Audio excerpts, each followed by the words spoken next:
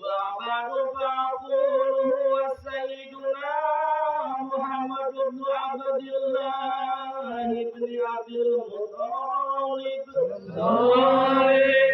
واسمه سيبة الحمد من الحصان السنية ابن حاسم واسمه عمرو بن عبد مناف واسمه مغيرة الذي ينتمي إلى اتفاق لأولياء ابن قصي واسمه مزمل سمي بالقصير تقاسيه في بلاد قضاء القصية صلى الله عليه إلا أن عاده الله تعالى إلى الحرام المحترم فهمائما صلى الله عليه ابن كلاب واسمه حكيم بن مرة بن كعب بن لؤي بن غالب بن بحر وقريش صلى الله عليه وإليه تنسب البطون القرشية صلى الله عليه ومقامه كناني كما زناها إليه القصير والقضاء صلى الله عليه مالك بن نضر بن كنانة بن هزيمة بن مدركة بن إلياس صلى الله عليه وهو أول من أحدى القرن إلى الرحاب الحرمية صلى الله عليه سمع بصلبه النبي صلى الله عليه وسلم وذكر الله تعالى ولباه صلى الله عليه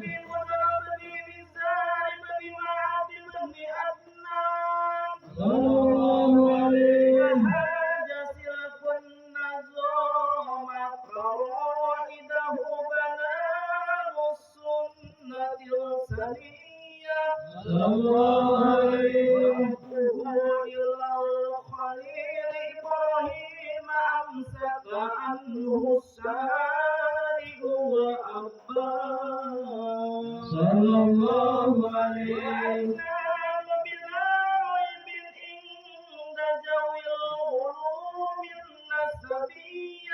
صلى الله عليه كذبيه إسماعيل نسبته ومنتمى صلى الله عليه به من نقد تعلقت قواكبه درية صلى الله عليه كيف وسيد الأقرام صلى الله عليه وسلم واسطته المنتقى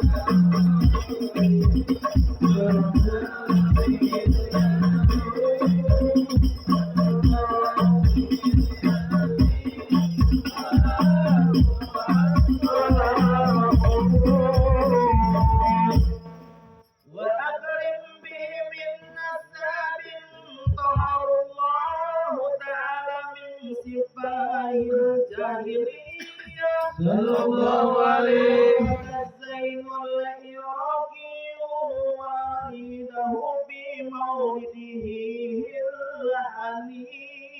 والروان حفظا إله كرام مجدا لمحمد حفظا إله كرام مجدا لمحمد أباه الأحزاب أكرم الإسلام أصدره الأمجاد تسعد الإسلام رسول سوى فلان يسبه حرام ضرب سوى فلان يسبه حرام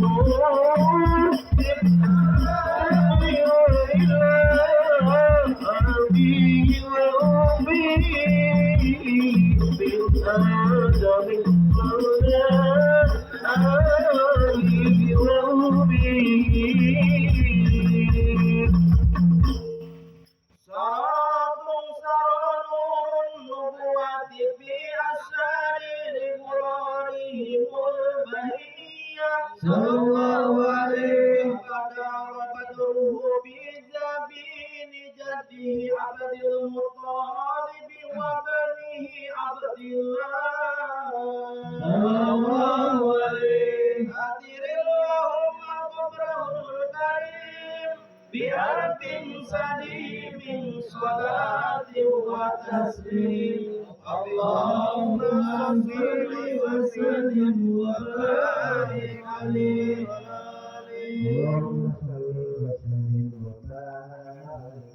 وعلى آله